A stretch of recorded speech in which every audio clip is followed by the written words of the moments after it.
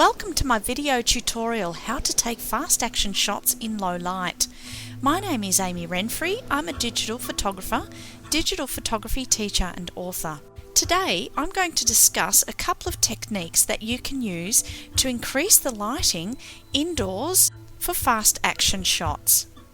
Fast action shots can also mean movement from people, not only sports photography, but perhaps weddings and anything else that has movement inside in low light. It seems to be the holy grail of photography to be able to take beautiful photos inside. But let me demystify this once and for all. The only way to take indoor shots with fast action successfully is to have more light. Now this sounds pretty obvious, but bear with me and I'll explain this further. The only question that you need to ask yourself when you're faced with a challenge such as this is, how can I get more light onto the sensor?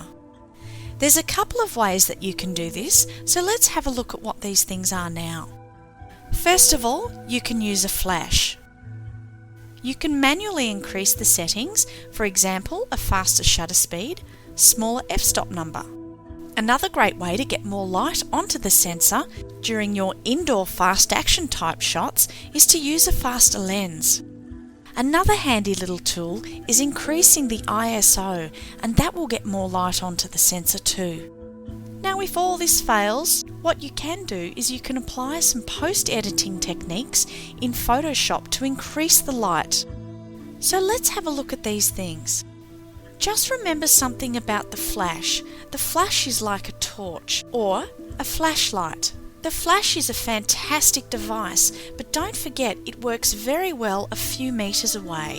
It may not work as well 20 or 30 meters away. For example, you may be taking a photo of perhaps a dance performance or indoor sport, and the flash may be too far away to light up your scene effectively. The flash really works if you are close to the action. If not, then there are some other ways that you can use to increase the light into your sensor. One of these ways is a fast lens. If you have an SLR camera that has interchangeable lenses, then this may be ideal for you. A fast lens is one that has a wide maximum aperture, which is a low f-stop number. Remember its opposite. The lower the f-stop, the more light that comes into the sensor. Some lenses can be a little bit restrictive as to how wide you can open the aperture to. Some lenses may only go to an f-stop of 4 or perhaps 3.5. An example of a fast lens, a good fast lens, is one that can go as low as f-stop 2 or lower, such as 1.4 or 1.2. On some of the high-end digital SLR cameras, they have this function on their lens. A lens that's got an aperture of f-stop 2.0 can work well in light that's a quarter as bright as that required by an average zoom lens's 4.0 maximum aperture. And going from 1.4 to 1.0 allows even more light in. This type of lens gives an excellent light capability. This is what's called a fast lens. The reason it's called a fast lens is that because you can open the aperture as wide as possible to let in a lot of light to take fast action shots. Another handy tip is ISO. You can increase the ISO on your digital camera. Now remember, ISO is your light sensitivity. Increasing the ISO for indoor shots from 400 to 800 or more can increase the light a lot more. You may find on your digital camera you can increase your ISO to 1600 or even double at 3200. Now don't forget, increasing the ISO does tend to increase noise. There are software programs such as Noise Ninja that you can use to counteract the effects of too much noise. Now take for example the Nikon D70. It has a very wide selection of ISO ratings.